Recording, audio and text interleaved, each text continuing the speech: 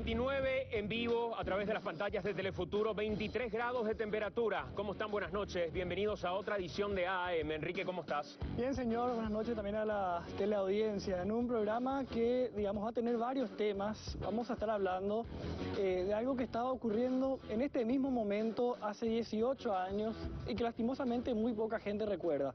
Hace un rato se hizo el acto en recordación de las víctimas del marzo paraguayo, los jóvenes que fallecieron custodiando una plaza, custodiando ese pedazo de tierra que estaba frente al Congreso. Fallecieron unos jóvenes, muy poca gente estuvo en ese lugar, un acto básicamente con los familiares, con las madres de esos jóvenes que fallecieron y muy poca gente que recuerda lo que pasó en el marzo paraguayo. Vamos a estar recordando un poco lo que ocurrió hace 18 años. ¿Quién es este señor? Walter Gamarra. Conversamos con él en una entrevista exclusiva, Santiago. Una entrevista que concedió al equipo de AM, el equipo de Telefuturo, luego de lo que sucedió en aquel marzo paraguayo. Este hombre, Walter Gamarra, hoy habla con nosotros y cuenta su verdad respecto a lo sucedido hace 18 años atrás. Fíjense en esa fecha que ven ustedes, 26 de marzo de 1999. ¿Por qué estuvo en ese lugar Walter Gamarra? ¿Qué estaba haciendo este hombre en ese momento en el que, en la plaza, en zona del Congreso, se desataba un enfrentamiento entre paraguayos? Algunos del sector oviedista, otros del sector argañista. Un hombre que no había hablado para la televisión en todo este tiempo. Hoy está en libertad condicional, y habla para Telefuturo en un mano a mano donde nos cuenta de quién eran las armas que tenía en ese momento, donde nos cuenta cómo vivió sus días en la cárcel, cómo fue ese momento en el que él mismo se ve a través de las pantallas de televisión disparando hacia el sector donde estaban los jóvenes, y también da un mensaje a la sociedad en general respecto a lo que él considera verdaderamente sucedió y a las madres del marzo paraguayo. Y hablando de las madres del marzo paraguayo, hoy va a estar con nosotros en estudios de AM para darnos su versión también respecto a todo esto, doña Gladys Bernal. Así es, y va a escuchar lo que tiene Walter Gamarra que decirle a las madres de los jóvenes caídos en el marzo paraguayo, él que hace, digamos, un pedido a la sociedad y en particular a las madres, y eso va a tener una respuesta también esta misma noche. También vamos a estar recordando un poco lo que ocurría día a día, en un recuento rápido de lo que fue el marzo paraguayo, algo que ya venimos haciendo casi de forma tradicional en AM, valorando un poco el archivo, digamos. Acá no hace falta contar una historia con textos, ni leerse libros, ni mirar fechas, ni nada. Acá hay material, hay archivo de lo que ocurrió hace 18 años, nosotros tenemos esas imágenes y estamos recordando permanentemente. Salimos a las calles, ahí fuimos hasta ese mismo lugar. Fuimos hasta ese mismo lugar a hablar con la gente que todos los días pasa por esa plaza y le preguntábamos, ¿sabes qué pasó hace 18 años en este lugar? Y ustedes se van a sorprender con las respuestas. Y queremos hablar con ustedes a través de las redes sociales también. El hashtag, ya saben, es AM, y ahí vamos a conversar con ustedes, no solamente a través del Twitter, sino que también a través del Facebook, en nuestras vías de comunicación habituales. Esta noche también, por supuesto, vamos a estar hablando de lo que fue el caso de la semana, el caso Gramón Berres. Una deuda de hoy aproximadamente unos 100 millones de dólares que el Estado paraguayo debía pagar a raíz de una estafa, hay que decirlo de esta manera, de este hombre que cambió de identidad, que estafó a todo un pueblo, al pueblo paraguayo en este caso, y de algo que parecía una lucha perdida. Fue hasta Washington el Estado paraguayo, y hoy el Procurador General de la República, Roberto Moreno, va a estar explicando en los estudios de AM los alcances de esta sentencia del caso Gramón Berres en particular. Esta noche también en vivo, vía satélite desde Brasil. Así es, vamos a estar con los compañeros que ya están en Brasil para la cobertura del partido de Paraguay ante Brasil. Un partido, digamos, que se da una expectativa diferente, porque le ganamos a Ecuador, estamos un poco más inflados, veíamos también de reojo lo que ocurría en Uruguay en la victoria de Brasil, así que entendemos que hace un partido difícil y vamos a ver cómo está el ambiente, los paraguayos que ya están allá, si llegó algún grupo, si ya hay equipo confirmado, cómo está la albirroja en Brasil. Cómo se vive en los minutos previos, en vivo, vía satélite desde Brasil con nuestro compañero Luis Carazale. Hacemos la pausa, a la vuelta de la pausa empezamos a desarrollar el AM de esta noche, el hashtag AM. Pueden escribirnos también a través del Facebook, en vivo, a través de las pantallas de Telefuturo. Ya venimos, programa cargado el de hoy, ¿eh?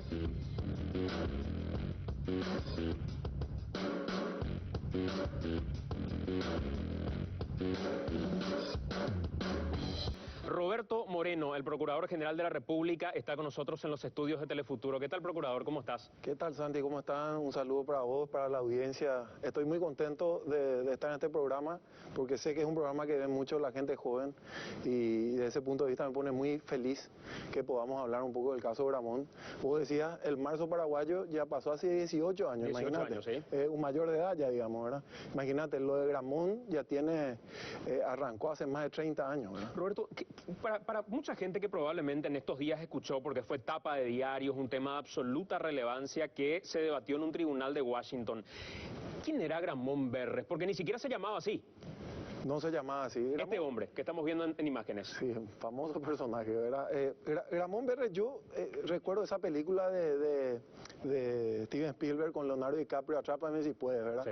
Un con artist, que le llaman el estafador profesional, que le llaman los americanos, que es un tipo que permanentemente se inventa y se reinventa para poder hacer sus, entre comillas, hazañas, ¿verdad?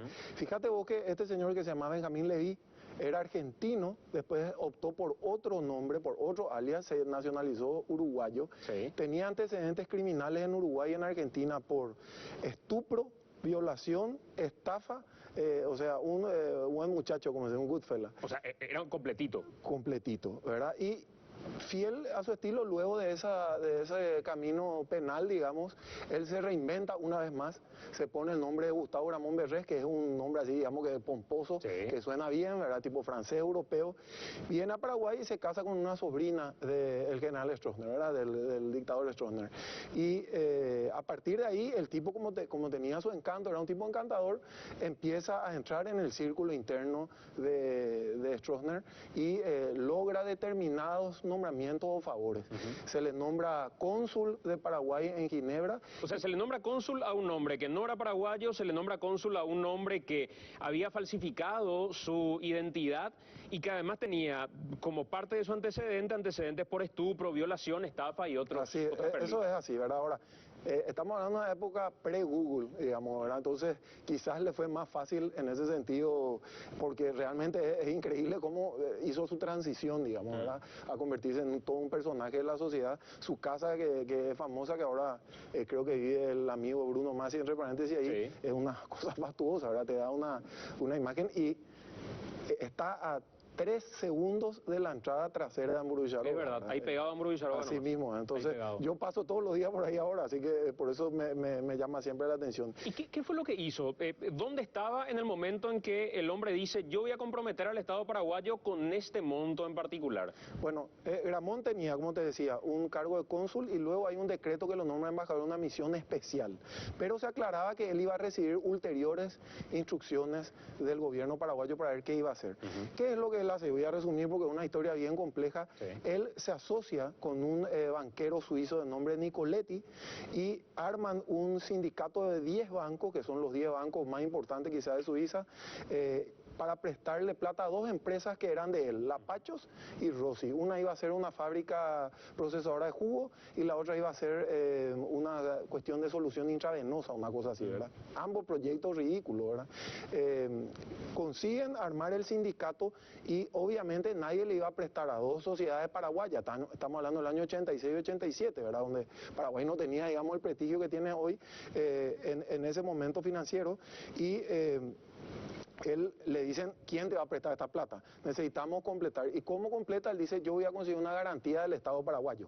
Obviamente él no podía conseguir esa garantía, claro, nadie le iba a dar, había un proceso sumamente complejo para otorgar la garantía y él crea, digamos, unos documentos, falsifica, esos documentos después fueron declarados por la justicia paraguaya como falsificados, inventa unos sellos de la Embajada de Paraguay en Suiza y faltaba todavía una pata de la mesa, porque lo que se le iba a prestar a él era 85 millones de dólares, digamos, de aquel entonces. Para que te haga una idea de la cantidad de plata que era eso, Santi.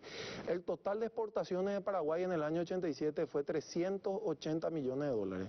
Él prestó una cuarta parte de nuestra exportación. Una barbaridad de dinero. Haciendo número, hoy Paraguay exporta 9.000 millones de dólares más o menos. Es como que alguien pida un préstamo de 2.000 millones de dólares. En nombre del Estado paraguayo. Exactamente, o sea, ¿cómo eso nos va a llamar la atención, verdad? Y faltaba una pata para el préstamo, que es que los bancos exigían un seguro en caso de incumplimiento del préstamo que iban a sacar estas empresas, y ahí aparece la SACE, que es finalmente la que nos demanda en Washington. Sí. La SACE era una empresa aseguradora italiana, y el presidente de SACE, de apellido Ruberti, estuvo preso en Italia unos años después porque se comprobó que él había recibido algo así como 500 millones de liras de Gramont y de Nicoletti para dar una póliza a un préstamo que era absolutamente impagable, digamos, ¿verdad? Entonces, la historia es muy larga y muy densa, pero y fascinante, entre paréntesis. Yo, Sí. ahí, ya que hay gente joven viendo el programa, les insto a que traten de hacer un documental o una cosa así, una película incluso del caso, porque Gramont era un tipo que se paseaba en Monte Carlo, en el ¿Y casino. fue Paraguay la única víctima, digamos, de Gramont Berres en este caso o no? Bueno, de lo que tengamos conocimiento, sí. Paraguay fue y es el único caso en la historia que se dio algo como lo que se dio en el caso de Gramont, un sujeto que invoca ciertos poderes para obligar al Estado paraguayo para un préstamo ¿Y particular. qué pasó de él, Roberto? ¿Qué finalmente pasó? ¿Lo encarcelaron? ¿Quedó en libertad? ¿Dónde está hoy? ¿Quién es Gramont Berres? La saga Gramont tuvo una cantidad de litigios en 3 países, digamos, y hoy se extendió a 4 con la última demanda.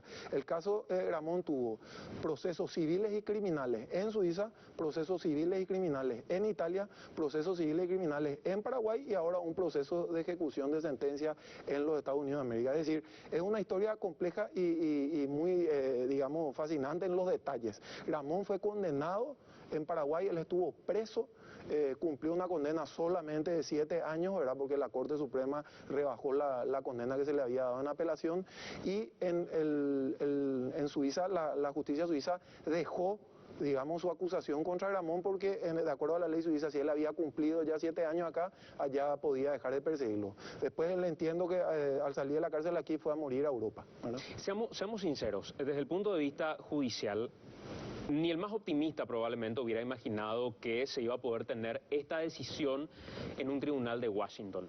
Pero te quiero preguntar en breve eso. Antes te quiero preguntar, porque hoy hablamos con él en un mano a mano y va a estar con nosotros también Gladys Bernal, que fue una de las madres del marzo paraguayo. ¿Qué recordás de esa época? A modo de comentario, digamos, ¿dónde estabas durante el marzo paraguayo? Bueno, recuerdo muy bien, ¿verdad? Yo era, vicepresidente del Centro de Estudiantes de Derecho de la Universidad Católica. O sea, estábamos ahí, vecinos.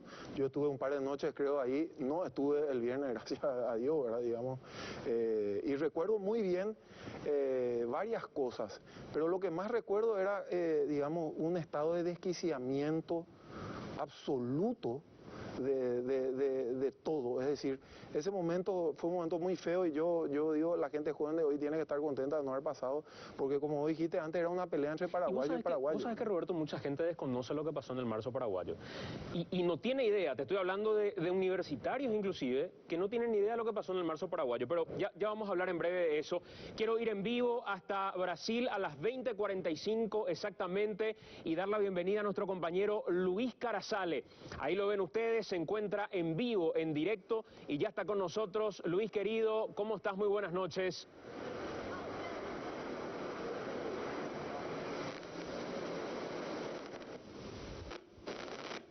A ver.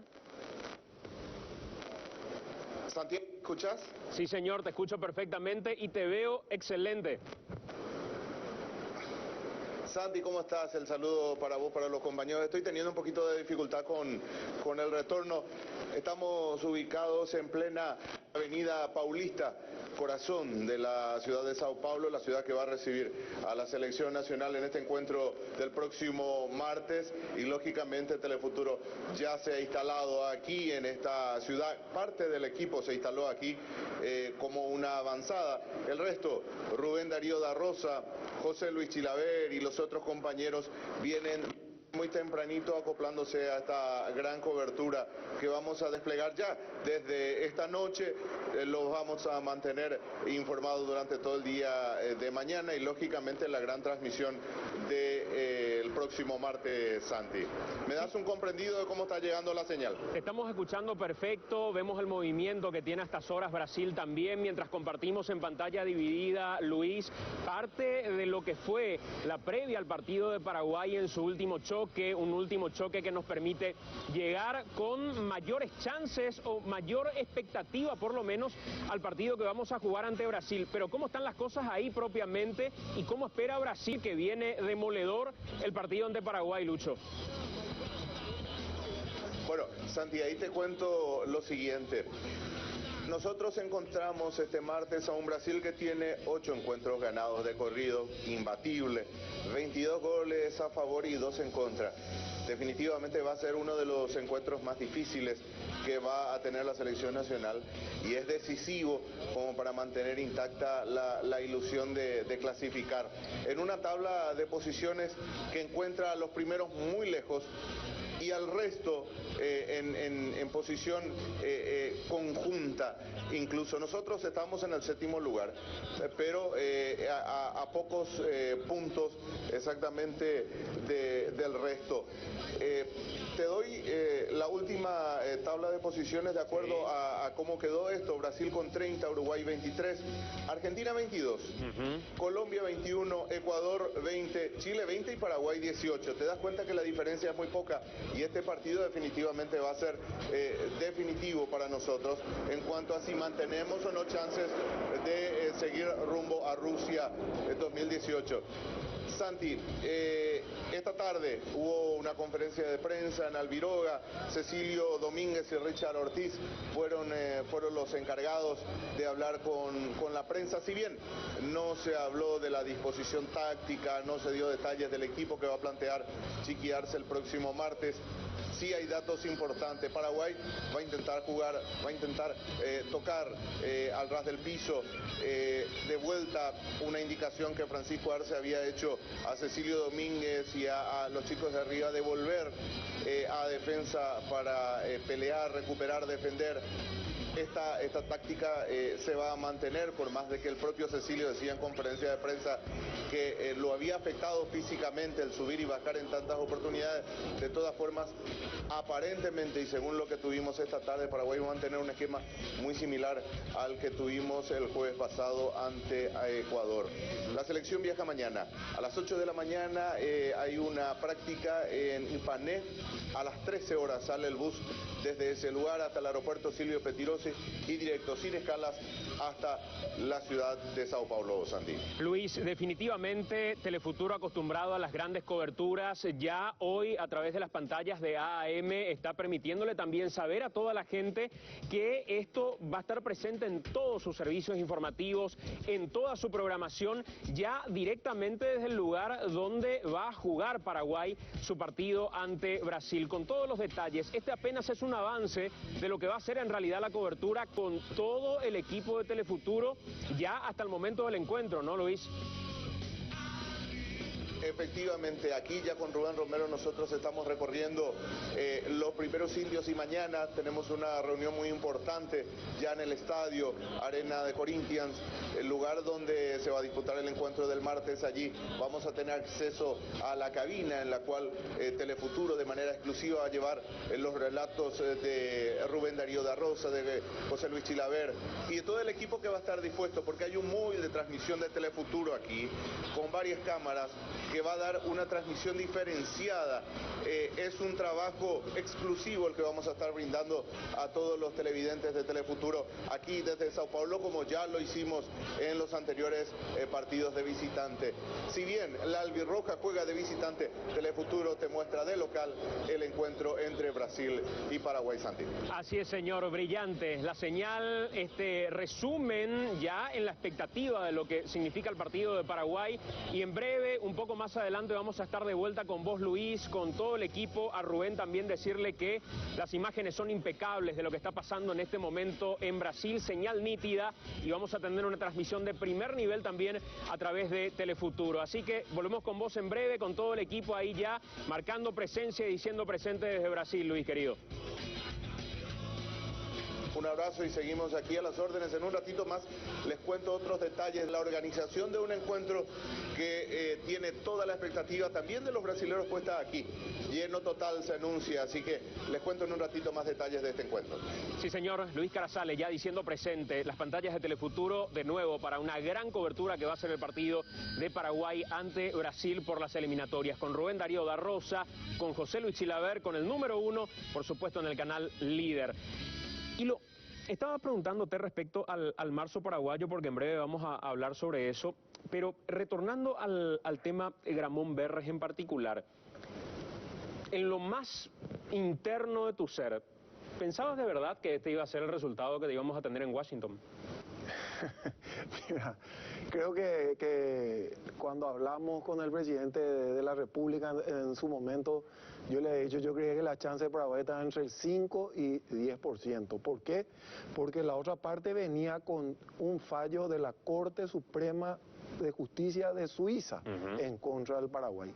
Lo cual yo siempre hago el chiste, que me parece que es medio en serio, que si vos, yo creo que Suiza obviamente es un país de primer mundo y hiper desarrollado, con una justicia creíble. Si perdés en Suiza ya perdés. Correcto, pero como decía nomás, tener un pleito en Suiza contra una chocolatera, contra una relojería, contra un banco, probablemente vas a perder aunque tenga la razón. Sí. Y creo que eso es lo que le pasó a Paraguay. Pero nosotros, nuestra posición en Estados Unidos era complicada, porque venía un fallo de la Corte Suprema de Suiza que fue fruto de un pleito de 12 años que tuvo varias idas y venidas en el sistema judicial suizo.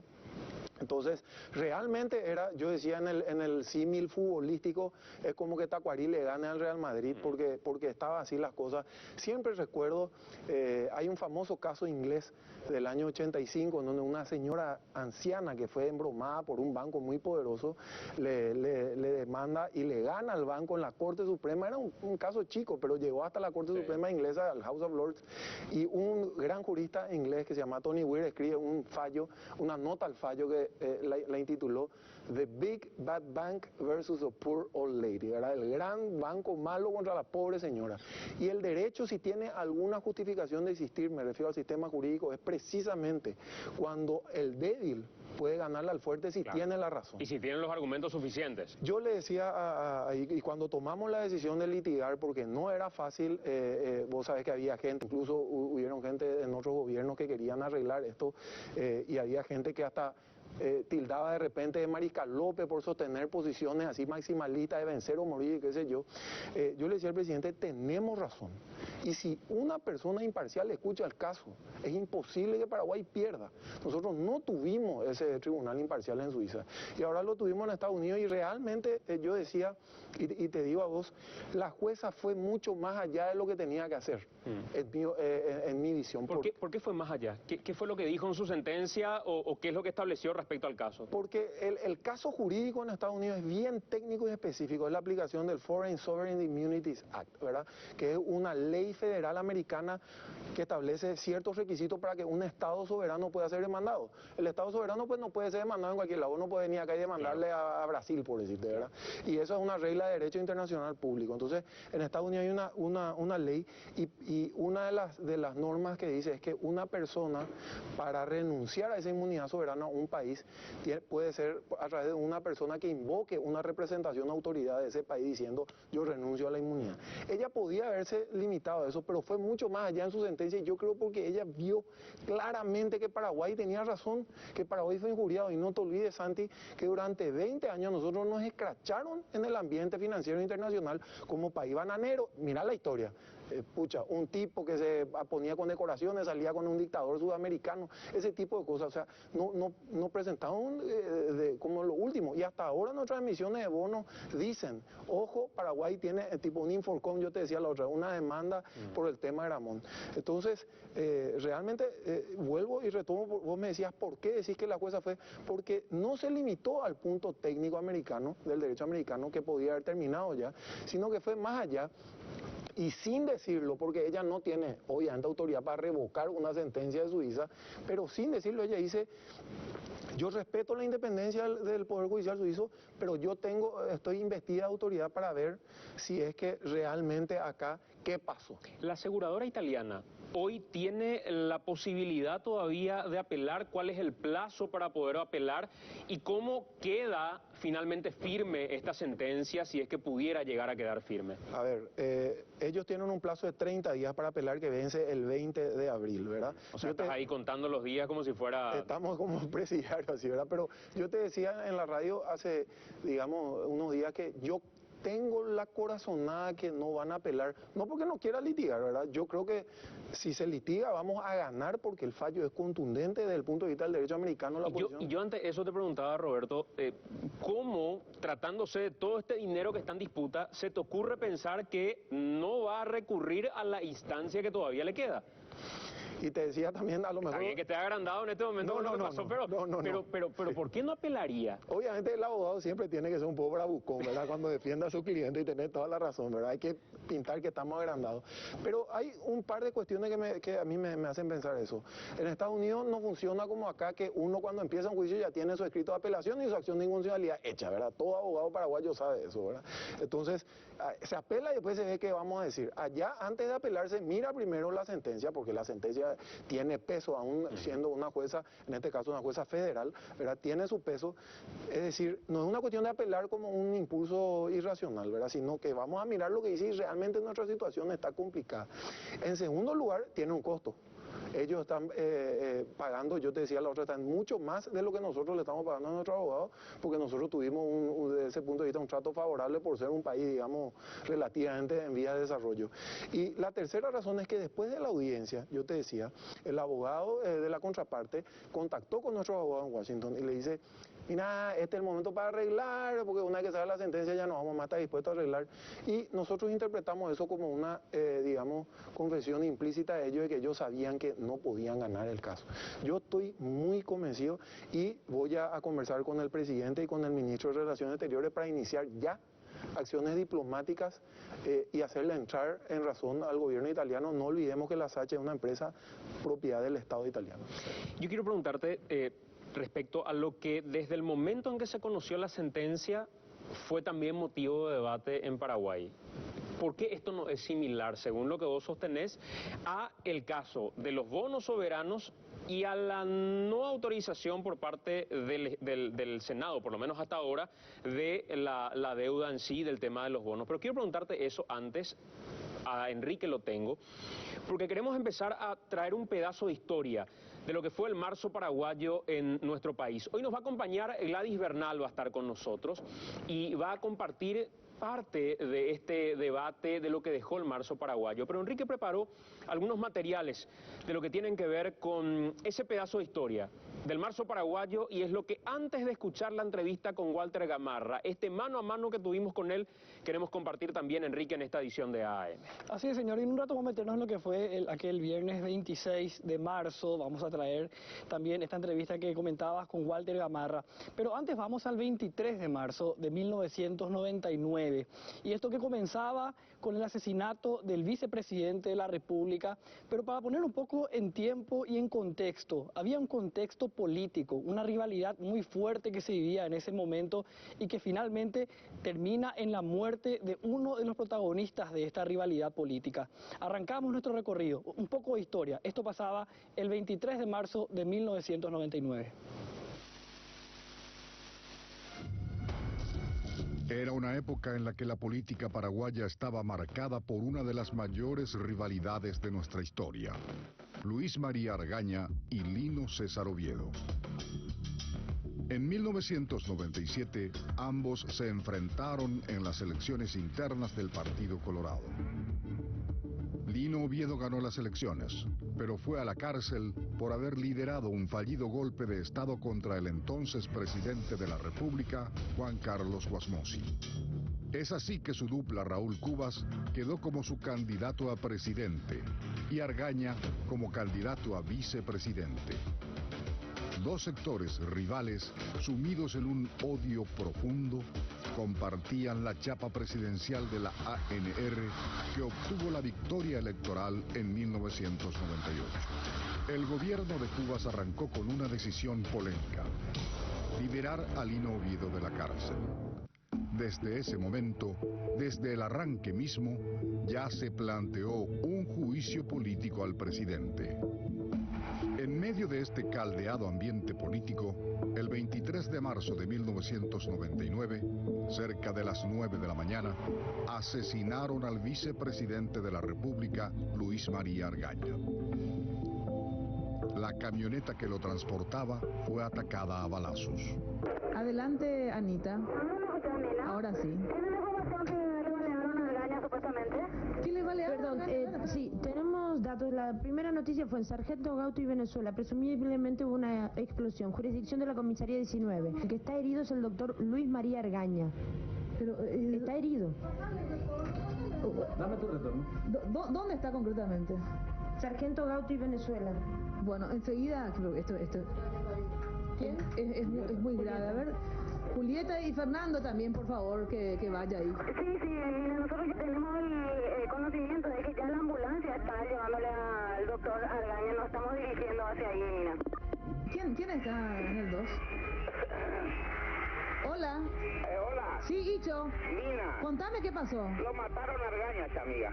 ¿Qué? Le encajaron una ráfaga ametralladora y granada.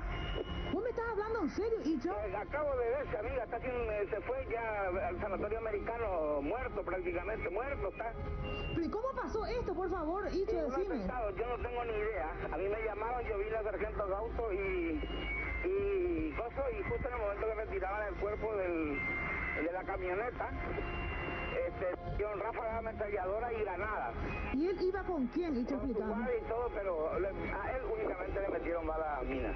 ¿Pero qué? ¿Gente interceptaba el vehículo? Contame algo más, por favor. No tengo ni idea. A mí me avisaron porque por la radio escucharon que pedía auxilio, por la radio de la vicepresidencia, y casualmente estaba a 3 cuadras. Y me acerqué y llegué en el momento que estaban retirando el cuerpo de la camioneta. Le estaban haciendo masaje al corazón, pero... Ay, Icho, vos me estás hablando en serio, Icho, por Mira, favor. te estoy contando la verdad. ¿Murió el doctor Argaña? Según el paramédico está muerto. Además tiene como 10 tiros en el cuerpo. Ay, Icho, pero escuchame una cosa. Quiero que me digas más cosas, por favor, no corte. Y quiero más gente. Todo el país quiero que esté ahí, por favor. Bueno, yo estoy yendo al americano. Bueno, al sanatorio americano. Escuchame, no quiero que corte. Vos te estás yendo y quiero que me relates. ¿Vos llegaste a dónde concretamente, Icho? Decime. Sargento Gauto Sí. y Venezuela. Sobre Sargento Gauto, media cuadra hacia Sacramento. Sí. ¿Y estaba todavía el cuerpo del doctor Argaña ahí? Sí. ¿En qué? ¿En su auto? En una camioneta colorada. ¿Cómo se llama la camioneta colorada? Bueno, ahora mismo voy a llamar al Poder Judicial a ver si lo van a apresar al presidente Cuba y a Oviedo. Por favor, ya el juez de turno, quiero saber si hay orden de apresamiento del presidente Cuba y de Lino Oviedo, único responsable de la matanza en este país. Ahora se dan cuenta, pueblo paraguayo, ¿quién mierda, hijo de puta, es el señor Lino Oviedo y presidente Cuba? ¡Hijos de puta! Eso es lo que son, hijos de puta.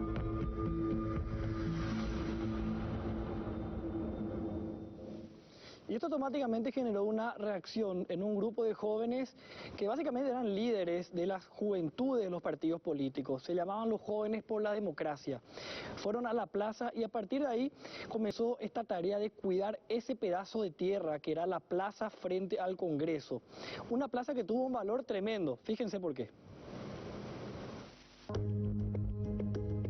En una reacción espontánea, un par de horas después del magnicidio, un grupo se manifestó en la plaza frente al Congreso. Los Jóvenes por la Democracia, un grupo integrado por representantes de las juventudes de los partidos políticos, fue el primero en llegar a manifestar su repudio por lo ocurrido. Posteriormente fue sumándose gente.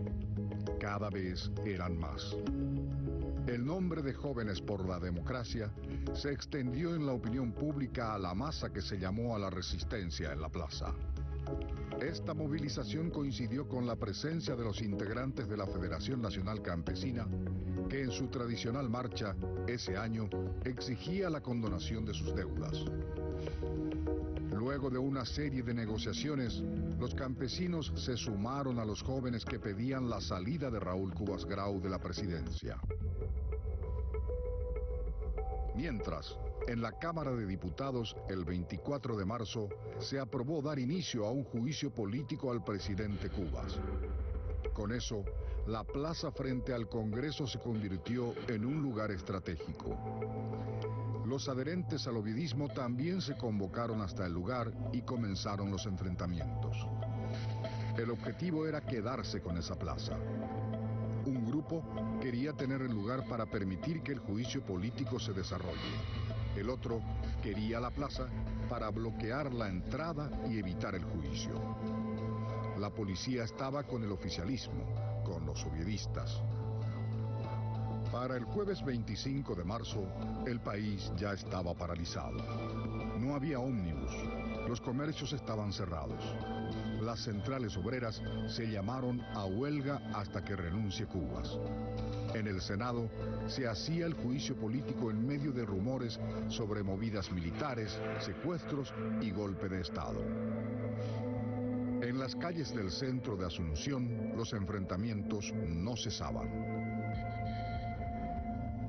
Llegó el viernes 26 de marzo. La tensión en la plaza aumentaba ya que al día siguiente tenía que continuar el juicio político. Cada vez había más gente en ese lugar. A los campesinos, ya aliados a los jóvenes, se sumaron los gremios de taxistas, de trabajadores, religiosos y varios otros sectores de la sociedad. El entonces intendente de Asunción, Martín Burt, mandó camiones de basura de la municipalidad para apoyar a los manifestantes y bloquear el probable acceso de tanquetas.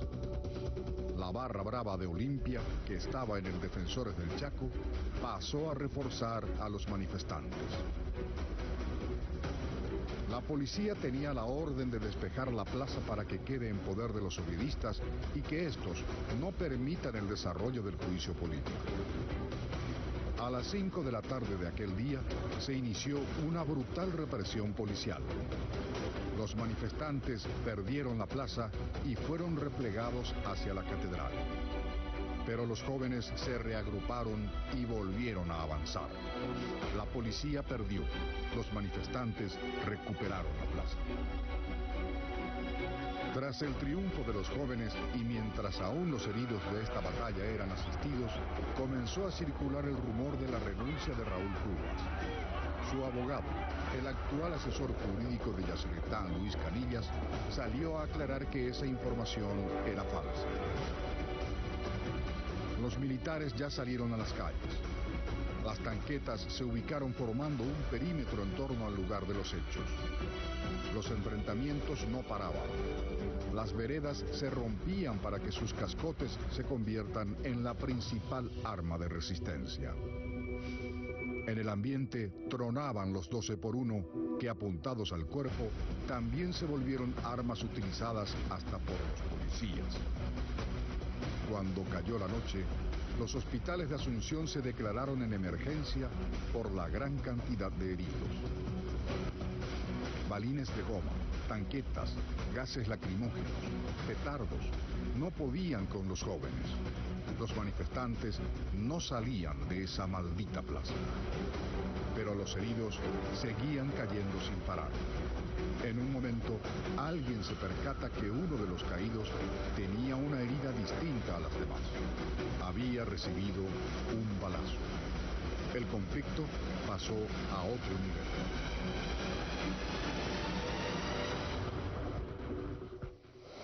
Y hoy tenemos con nosotros en los estudios de Telefuturo a doña Gladys Bernal, una de las madres que probablemente en medio de todo esto que sucedía, recibía a su hijo en ese momento que le decía: mamá, voy a ir a la plaza. Un momento cumbre realmente dentro de aquel marzo paraguayo. Doña Gladys Bernal ya está con nosotros en los estudios de Telefuturo, recordando quizá lo que en estas imágenes trae también un pedazo de nuestra historia, Enrique. Así es, así es. Y vamos a llegar a un momento en esta historia, porque estábamos viendo recién lo que fue ocurriendo desde la muerte del vicepresidente de la República, lo que fueron las elecciones 2 años antes, la victoria del Partido Colorado con Raúl Cujas a la cabeza y Luis María Argaña como vicepresidente. Posteriormente, esa plaza que se vuelve ese lugar tan importante, porque en el Congreso tenía que desarrollarse el juicio político al presidente Cubas. Llegamos al viernes recién, y fíjense que el sábado tenía que continuar el juicio político al presidente Cubas. El objetivo era sacar a los jóvenes de esa plaza y tratar de evitar que los senadores puedan ingresar hasta el Congreso para que continúe el juicio político. Probaron de todo, veíamos nosotros, ustedes cómo probaron con 12 por 1, con cachiporras, con petardos, se probó de todo y no había forma de sacar a los jóvenes de esa plaza. Una cuestión, Enrique, que me llama poderosamente la atención mirando la reacción en este momento a través de las redes sociales. Personas que estuvieron en ese lugar que hoy dicen: jamás volvería a ir ante un episodio de estas características. Sí. Le preguntamos también a un hombre que estuvo del otro lado de la historia, en este caso, disparando, condenado finalmente por homicidio doloso, protagonista él del marzo paraguayo. Estamos hablando de Walter Gamarra. Y habiendo estado del otro lado, habiendo sido uno de los protagonistas también del marzo paraguayo, dice si volvería o no a ir a un episodio de este tipo cuando poderes del Estado o representantes de poderes del Estado están básicamente disputándose cupos de poder. En las redes sociales hay una reacción prácticamente unánime de gente que estuvo ahí, de gente como vos que estuvo en ese lugar y que ahora nos dice: yo no volvería a ir jamás. Y también un poco una reflexión, saber si es que valió o no la pena. A lo mejor también forma parte de la reflexión, de lo que se está hablando en las redes sociales. ¿Valió la pena haber peleado? ¿Qué fue lo que pasó después? ¿O el valor de pelear por los valores, por los ideales, es el legado mismo de lo que ocurrió en aquella, por sacar alguna moraleja de esta historia del marzo paraguayo? Y si hablamos de moralejas y hablamos de recuerdos, en un rato ustedes van a ver también lo que mostramos, lo que fuimos a consultar a la gente, si es que recordaba o no lo que pasaba hace 18 años. Y esto que están viendo ustedes en imagen acá es lo que ocurría hace 1 hora aproximadamente. Fíjense, en el lugar donde hace 18 años caían los jóvenes, hoy están las madres con algunos padres, algunos hermanos de los fallecidos, recordando, prendiendo alguna vela, cantando alguna canción, el himno, Patraquería, que siempre suena en ese lugar. Están solos. A lo mejor, y le preguntábamos a doña Gladys Santiago el año pasado, le decíamos: ¿cómo te imaginabas que iba a ser esta fecha? Y yo me imaginaba que esta plaza iba a estar llena de gente, todos con velas, con rosas, recordando a los jóvenes que pelearon por la democracia. Incluso decía ella en un momento: yo tengo que ir a mentirle a la gente de afuera, porque me llaman algunos medios y tengo que decirles: sí, acá la plaza está repleta, los actos de siempre. No hay nadie en ese lugar. Vemos la tercera parte de lo que pasaba en aquel marzo paraguayo. Bueno, la tercera parte, la masacre.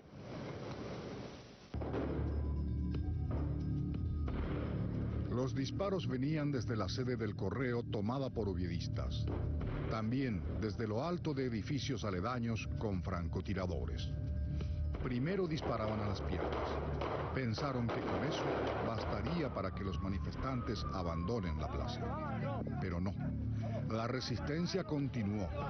Entonces dispararon a matar. Cristóbal Espínola,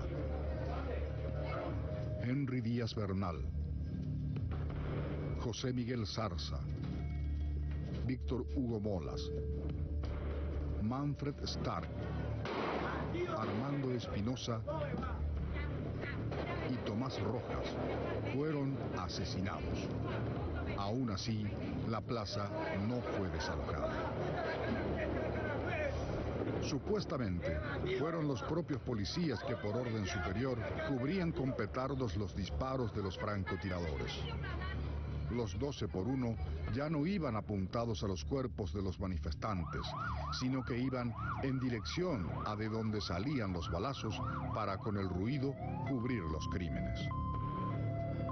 Ese sábado fue casi como una tregua. Los manifestantes rindieron tributo a sus caídos. Al día siguiente, había una tensa calma en la plaza. En círculos políticos circulaban los rumores de negociaciones, rumores que inquietaban el ambiente. A la tarde, la tensión llegó a un pico máximo cuando se difundió un audio supuestamente del entonces senador Enrique González Quintana, en el que ordenaba meter fuego a los manifestantes. Hay convocatoria para 18 horas, la mayor cantidad de gente, frente al puerto, cambio. Digo, señor senador, el doctor Ifrán y César Gamero se están movilizando para llevar la mayor cantidad de gente, señor senador, adelante, cambio. Se copia perfectamente, pero hay que moverse, hay que calentar el espíritu, que ya no es como para esperar. Adelante. Positivo, ellos recibieron la directiva de esta mañana y ya salieron, señor senador. En este momento están en ese trabajo, yo estoy acá para cualquier cosa y dar alguna directiva. Ellos ya salieron, ya están en ese trabajo, adelante, cambio. Correcto, Sierra Bate, y entonces meterle fuego a todos los sierras, Sierra 2, Sierra 1, Sierra, todas las sierras que vos sabrían quiénes son, pero meterle duro y adelante, no importa que no llegan a las 18 horas, pero que sigan llegando la mayor cantidad de gente. Cambio. Finalmente, a las 9 de la noche de ese día, Raúl Cubas presentó su renuncia al cargo de presidente de la República. Esa misma noche, el presidente del Congreso, Luis Ángel González Maqui, juró como nuevo presidente del Paraguay. Esa plaza se convirtió en el país. De la guerra por ese pedacito de tierra dependía tal vez el futuro de nuestra democracia. Varios dieron la vida por ese lugar. Hoy, pocos recuerdan lo que pasó en aquel marzo del 99. En cada aniversario, hay un grupito de madres que van a llorar a sus hijos a ese lugar. Esa amnesia nuestra que tantas veces ya nos traicionó a la hora de votar a los gobernantes, es la misma que no permite que honremos a quienes defendieron nuestra democracia en esos días de lucha. Sin embargo, no podemos dejar de preguntar, ¿qué cambió con el marzo paraguayo? Pareciera que la moraleja de esta historia fue la lucha por la lucha misma, olvidando un poco tal vez la reivindicación de fondo, que quizás no se honró nunca. Entonces surge la pregunta clave: ¿valió la pena?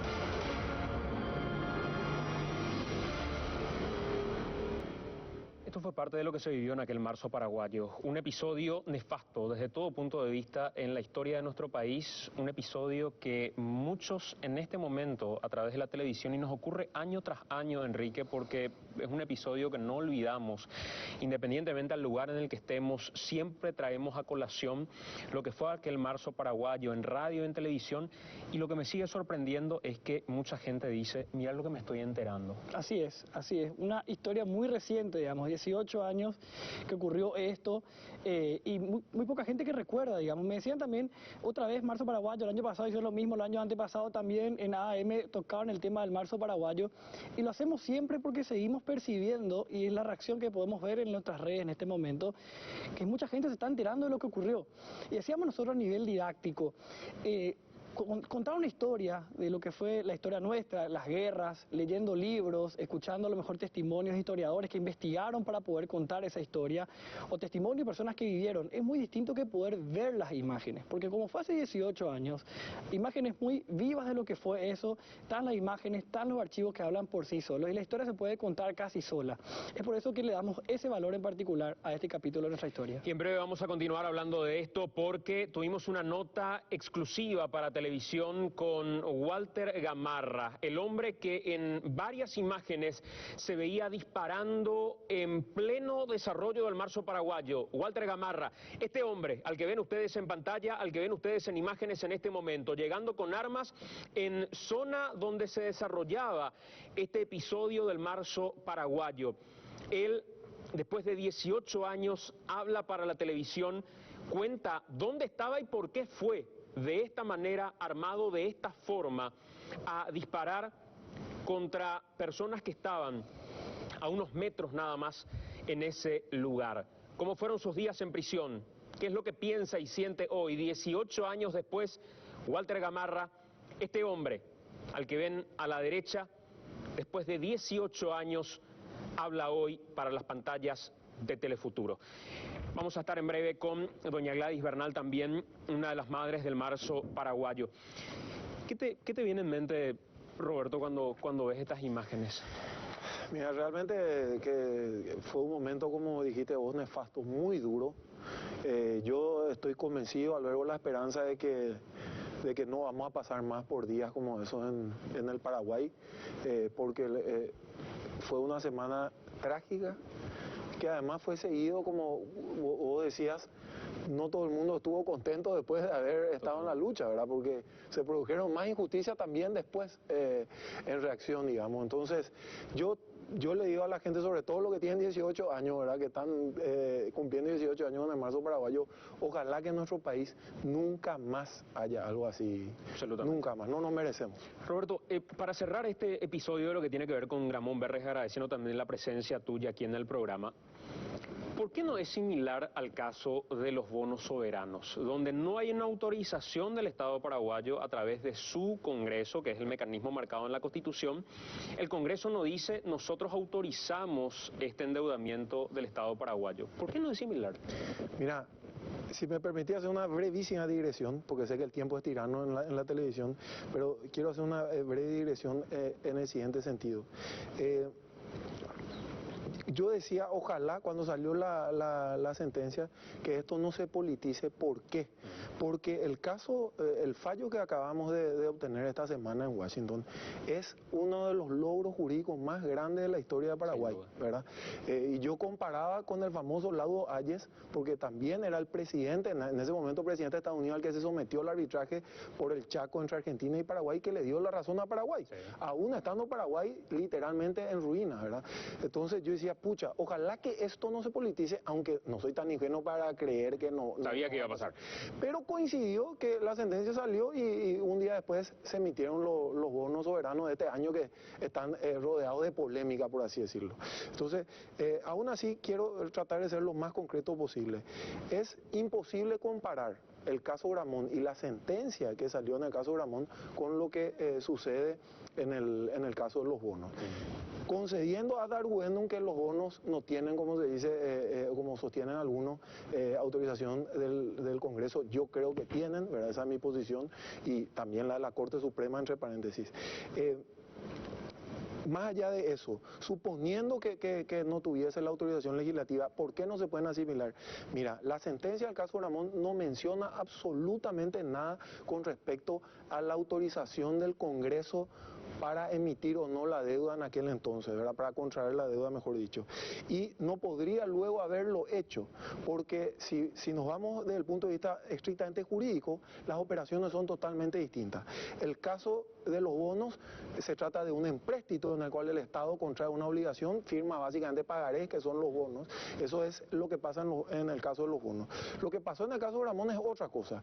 Una empresa, o en este caso dos empresas privadas particulares, piden un préstamo a bancos suizos, y un sujeto, invocando suficiente autoridad y representación de la República del Paraguay, que no tenía evidentemente, dice, yo doy una garantía de que si no cumple esta empresa privada, que eran de él, entre paréntesis, va a pagar el Estado paraguayo. ¿Y la jueza de Washington no hace mención a la autorización o no del Congreso en sí para respaldar la deuda? Podría haberlo hecho, Santi, porque en un caso estamos en un empréstito y en el otro ante una fianza. Ya sé que es una adquisición medio teórica, pero jurídicamente es muy relevante, porque son totalmente distintos. Porque una de las cosas que se podría discutir era si efectivamente para dar una fianza el gobierno paraguayo tenía o necesitaba autorización legislativa o no. Pero bueno, no quiero entrar en esa discusión. Lo que es importante es que no se discutió en la sentencia ni en el juicio de Gramón si el Congreso había dado una autorización a Gramón, y la discusión jurídica, porque la palabra técnica es actual authority, es si Gramón tenía representación suficiente del Estado paraguayo para contraer la obligación, cosa que no se puede ni siquiera plantear ex hipótesis en el caso de los bonos, porque nadie duda, por ejemplo, que Santiago Peña es ministro de Hacienda de Paraguay y que él tiene representación para obligar. Es decir, Santiago Peña no es que se fue y fraguó el título de de ministro de Hacienda, ¿verdad? Gracias, Roberto, por acompañarnos, y en una próxima ocasión te quiero volver a invitar al programa para hablar del caso Iturbe particularmente. Claro que sí. Porque claro que sí. habías dicho en algún momento, y no sé si te reafirmás hoy, ¿es plata que no se va a poder recuperar? Eso fue en realidad una mala representación de lo que dije, ¿verdad? Yo no había dicho que no sé, porque no soy futurólogo, entonces no sé si se va a recuperar.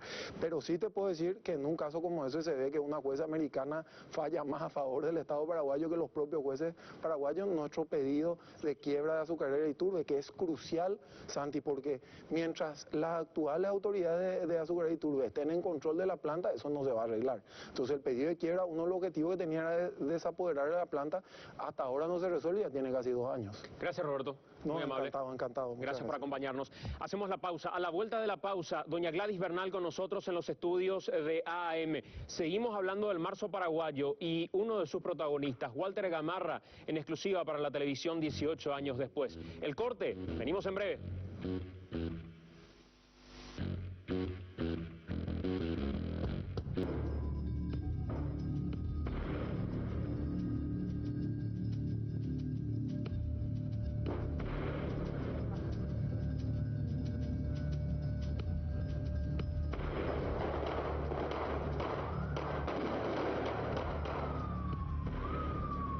¿Después de cuánto tiempo accedes y estás dispuesto a hablar básicamente de este tema, donde con la propia justicia te sometiste a un proceso, aunque pudieras haber quedado por el camino quizá con este proceso, cumpliste con una condena y hoy estás en esta situación, pero después de cuánto tiempo te animás a hablar del hecho propiamente? Y bueno, después de 18 años, ¿verdad? Aunque una vez di una entrevista a otra empresa periodística. Y nada, solo que quería aprovechar la oportunidad para públicamente expresar a la ciudadanía que cumplí con mi condena, que ahora me estoy beneficiando con una libertad condicional, que he realizado mi condena en forma normal y ante el juez pedí disculpas a toda la ciudadanía y a todos los familiares que por mi causa hayan sufrido alguna pérdida irreparable o herido. Y también quiero aprovechar entonces esta oportunidad en vivo o grabado para expresar a la ciudadanía mis disculpas por los hechos antijurídicos que cometí, y en ese sentido me sometí a la justicia. Como un ciudadano responsable, me presenté voluntariamente a rendir cuenta de mis acciones y bueno. Con la imagen que se quedó toda la ciudadanía y se repite año tras año es la imagen del momento en el que se consuma un hecho determinado. Pero, ¿cuál es tu situación? ¿Cuál es tu versión de lo que pasó ese día y se pudo o no se pudo demostrar en juicio? Fue un viernes a la noche, a la medianoche.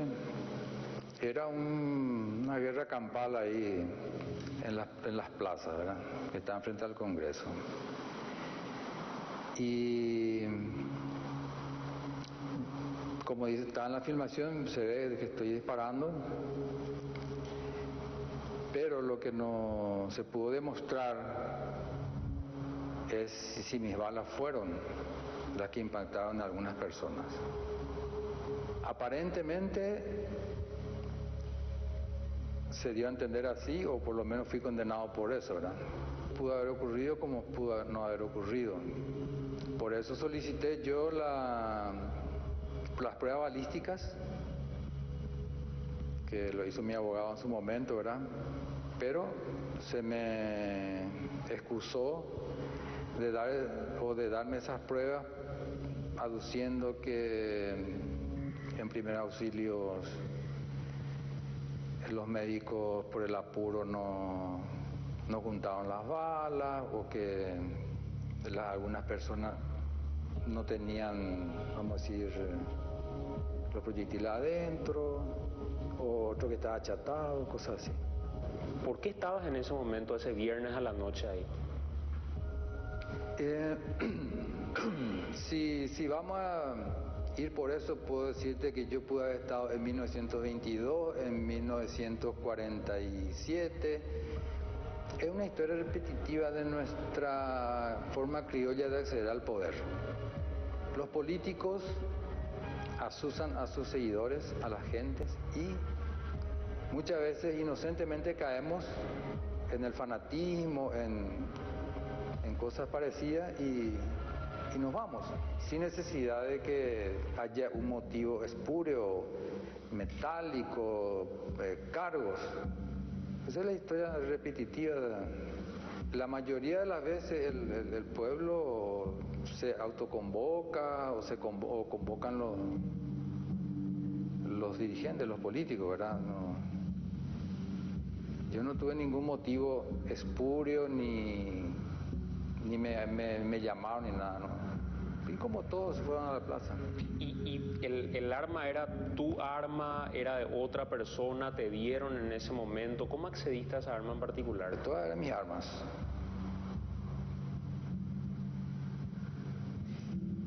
Bueno, yo pensando que había una revolución prácticamente. ¿Te fuiste adrede armado?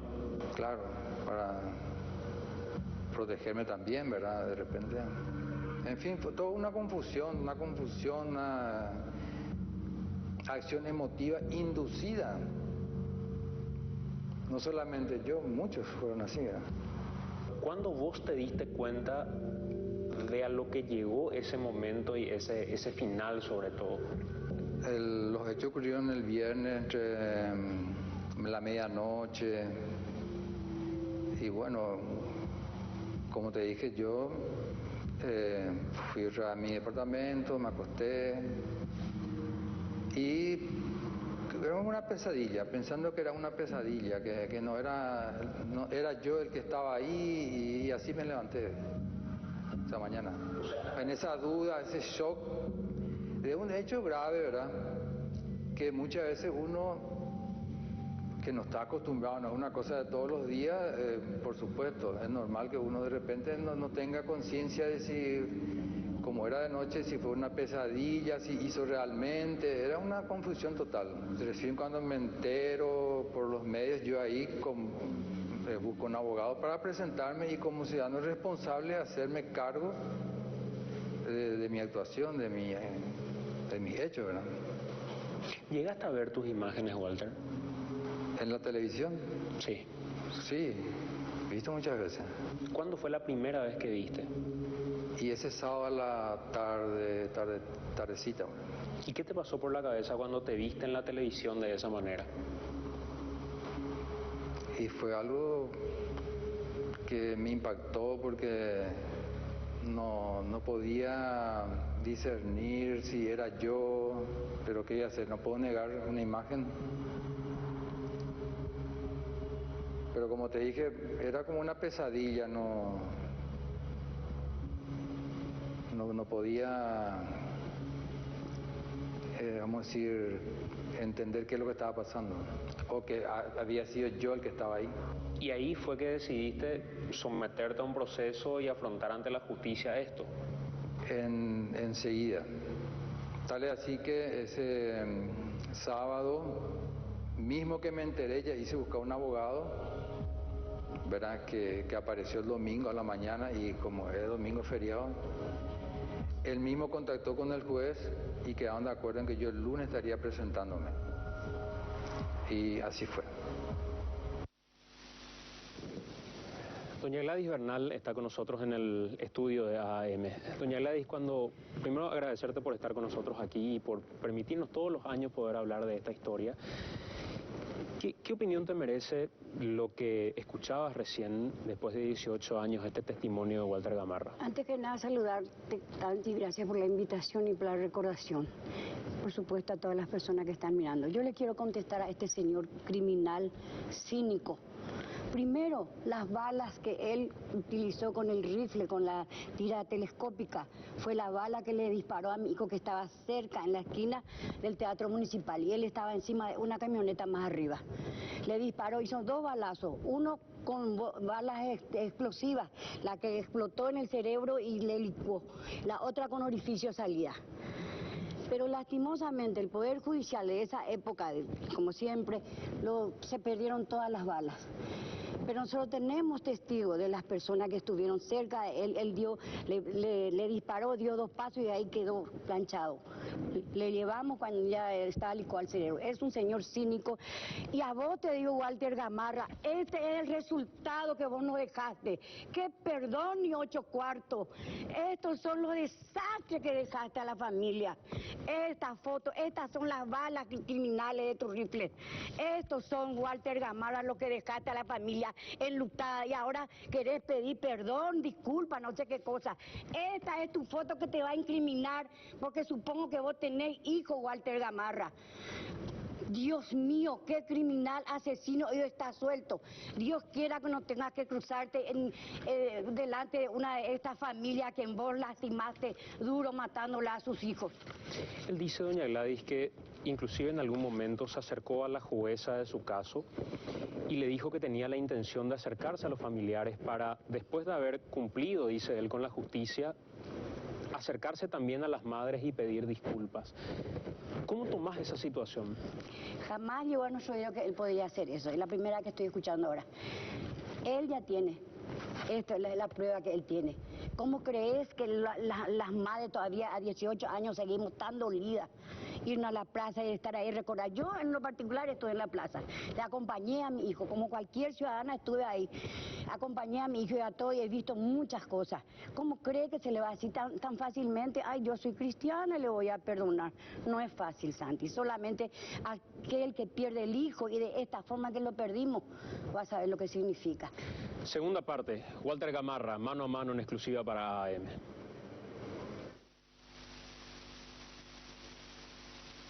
¿Cuánto tiempo pasaste privado de tu libertad? Y prácticamente 18 años. Y no fueron buenos, como se suele decir. ¿Cómo va a ser bueno si uno está privado de su libertad? Pero bueno, ahí el hombre tiene que poner su entereza, su espíritu, su fuerza anímica, vamos a decir, para sobrellevar. Como cualquier hombre, hay tiempos buenos, tiempos malos. Cuestión de adaptarse a los tiempos y las cosas.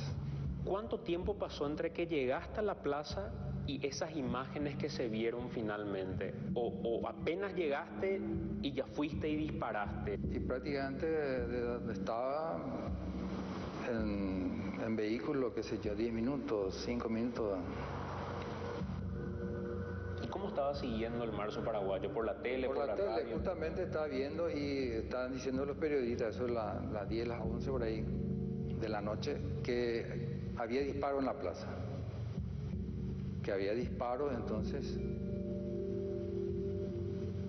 cerca de la medianoche fui, ¿verdad? No llegué a la plaza, yo estuve ahí en 14 de mayo, casi Palma, más o menos 20 metros hacia abajo. Donde está la bajada hacia la cooperativa militar. Ahora mismo no recuerdo bien ya cómo era, porque era una guerra campal ahí, humo, bomba, de todavía. Uno no podía discernir si era explosiones de bomba, de disparos, de nada. ¿Te cambió desde ese momento la idea respecto a fanatizarte con una idea? Bueno, la idea de fanatizarse con algo no es bueno, ¿verdad? En todo sentido y en todos los casos. Pero muchas veces uno se introduce en ese tren de cosas sin pensar mucho, ¿verdad? Y se va acumulando. Y bueno, muchas cosas uno aprende en la vida, ya sea en libertad o estando conculcadas tus libertades, vamos a decir. muchas veces uno aprende más, muchas veces estando preso que estando libre. Como le dije a uno en estos 4 años, he aprendido más cosas de la vida que en 30 y pico años. O sea que hay que ser positivo y quitar lo mejor de las cosas y los tiempos que a uno le toca. En primer lugar, enseguida como tomando conciencia del hecho, ¿verdad? Yo soy un ciudadano como cualquier otro. Si cometí un error o una antijuricidad, es mi deber representarme ante la justicia. Y eso fue lo que hice. Además, también lo hice en el entendimiento de que yo no fui allá a querer matar por matar gente, sino fui inducido emocionalmente, pensando que estaba pasando una cosa grave, anticonstitucional, ¿verdad? Y también en la seguridad de que yo no estaba disparando directamente a esa gente, sino que estaba disparando por sobre sus cabezas. O sea, la altura para vos del tiro era sobre la cabeza de la gente. Sí, hay una diferencia más o menos de 7 metros entre mi posición y la que estaban o que pusieron, vamos a decir, las víctimas. Pero lastimosamente el perito que contraté no pudo explicar bien eso y, en fin, muchas cosas no se pudieron, no se tuvieron en cuenta o no se diligenciaron. O sea, no dieron curso a mis pedidos. ¿Cuál era tu relacionamiento, si existió, si era un fanático de qué, con relación a Lino Oviedo particularmente? Ningún relacionamiento. ¿No tenías ningún relacionamiento con él? Yo era un funcionario público de Hacienda. No militaba en ningún, vamos a decir, grupo, como le suelen llamar, interno dentro del Partido Colorado. Sí, estaba asociado al Partido Colorado. Como todo funcionario público que nos asociaban obligatoriamente en la época de Stroessner. Decía Walter Gamarra, yo no fui a querer matar por matar gente, fui inducido, y hablaba de la distancia que tenía doña Gladys respecto a los jóvenes. Sí, que sí que estaba drogado, no estaba inducido, ¿qué se cree? Estaba mal hecho, es un tipo loco, porque se lo ve disparando, es más eligiendo, ¿viste la persona que estaba ahí al lado? Más o menos dispararle a ese.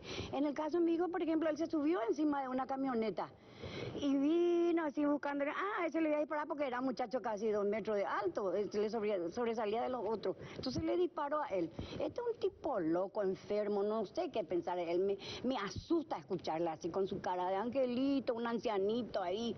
No, o sea, no le crees así. Nada. No le creo nada. Es un tipo que tenía, cuando la policía entró en su pieza, en su departamento, tenía afiches de todas banderitas de Lino Oviedo.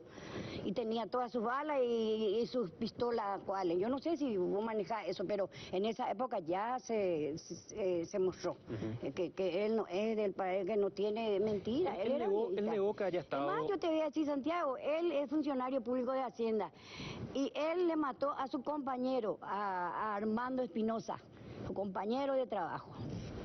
Él dice que no estaba ni alcoholizado ni drogado, que fue llevado probablemente por el momento hasta ese lugar y fue con sus armas pensando que eso era una batalla campal. Pero, ¿por qué habló básicamente Walter Gamarra para AM? ¿Por qué accedió a esta entrevista? Él dice que lo que la justicia determinó como parte de su responsabilidad y mostraba un extracto de lo que el juez Jorge Bogarín mencionaba en esa sentencia, decía, no se puede demostrar objetivamente en estos mismos términos a quién o a quiénes mató finalmente la bala disparada o las balas disparadas por Walter Gamarra. Objetivamente no es posible demostrar, vos decías, doña Gladys, que las balas se llevaron. Se perdieron todas las balas, las armas, increíblemente. Yo fui al Poder Judicial llamada por el juez.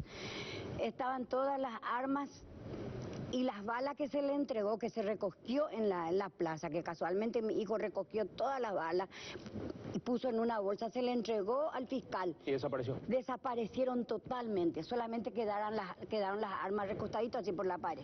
Tercera parte de la entrevista con Walter Gamarra, momento en el que se refiere puntualmente a las víctimas y a sus familiares. Bueno, realmente procuré a veces, como le dije al juez, pedir perdón, disculpas por mis hechos. Y a pesar de que no se pudo dar, quiero aprovechar ahora entonces públicamente, a través de las cámaras de tu programa, pedir disculpas por hechos que cometí, que pudo haber afectado a sus familiares, ¿verdad? Y decir que, o un mensaje a los jóvenes, a los viejos, todos, que no repitamos más casos como el marzo paraguayo,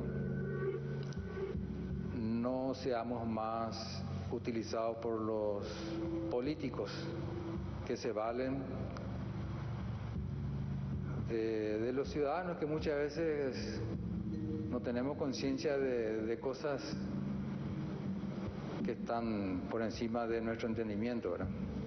¿Vale la pena salir a enfrentarse con otro paraguayo a raíz de una discusión política entre políticos y una discusión de poder? ¿Vale la pena enfrentarse entre paraguayos? Claro que no, ningún enfrentamiento que tenga violencia vale la pena. Y el marzo paraguayo, a mi entender, fue una repetición de todas esas vicisitudes políticas del siglo pasado. Muchas veces, hasta inclusive podríamos decir calcado, ¿verdad? Políticos incitando a militares, a estudiantes, para sus fines, para lograr sus fines, incitando a la violencia. Y nuestra historia está plagada de azonadas, de golpes, de autogolpes. Ojalá que ya haya sido el último, ¿verdad? Que alguna vez aprendamos la lección. Y como toda persona, uno comete errores. Uno de los inimputables derechos del hombre es el derecho a equivocarse. Todos tenemos derecho a equivocarnos. Y si esa equivocación conlleva un castigo, debemos de cumplir ese castigo, esa pena. Y una vez que hayamos cumplido ese castigo o esa pena, creo que merecemos, como cualquier ser humano, la reinserción otra vez en la sociedad. La ley madre, que es nuestra Constitución, nuestro contrato social, dice, creo que en su artículo 23, que el objeto de la pena es la reinserción del individuo y la seguridad de la sociedad. Modestamente entiendo que la seguridad de la sociedad no pasará si no hay reinserción del individuo. Por eso, hablando de otro tema, creo que los jueces, la sociedad misma y todo el que crea que el hombre debe pudrirse en la cárcel, por decirlo así, se equivoca y atenta contra su propia seguridad.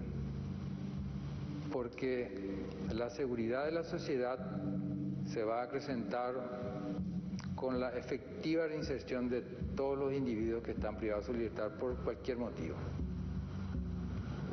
¿Qué expectativas tenés acá para adelante? Y trabajar como siempre trabajé. Tengo mi empresa que formé estando recluido. Está habilitada legalmente y redactarme otra vez en todo lo que se pueda. Siempre va a ser un karma para mí lo que sucedió, eso no se puede borrar. Pero como todo hombre tengo que poner todo lo que pueda de entereza, de mi fortaleza para continuar, pues la vida continúa. Además de decirlo hoy públicamente, ¿tendrías algún problema, algún impedimento de eventualmente decírselo de frente a las víctimas, a las madres que perdieron a sus hijos, por ejemplo, en el marzo paraguayo, esto que estás diciendo? No, no tendría ningún inconveniente, porque como habíamos visto el expediente, a mí se me acusa de las muertes en forma genérica, de los heridos en forma genérica.